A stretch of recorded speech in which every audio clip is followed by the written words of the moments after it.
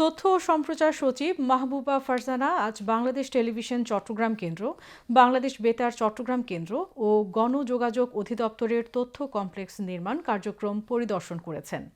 সকালে তিনি বাংলাদেশ টেলিভিশন চট্টগ্রাম কেন্দ্রের নতুন ভবন নির্মাণ প্রকল্পের কাজ পরিদর্শন করেন। এ সময় বিটিভি চট্টগ্রাম কেন্দ্রের জেনারেল ম্যানেজার মোহাম্মদ ইমাম হোসাইন সহ বিভিন্ন শাখার কর্মকর্তাগণ উপস্থিত ছিলেন।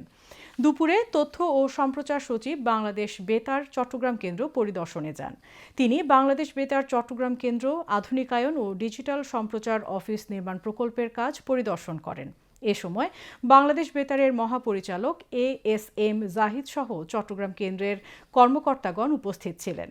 বিকেলে তথ্য ও সম্প্রচার সচিব চট্টগ্রাম নগরের মনসুরাবাদ এলাকায় গণযোগাযোগ অধিদপ্তরের বাস্তবায়নাধীন তথ্য কমপ্লেক্সের নির্মাণ কাজ পরিদর্শন করেন।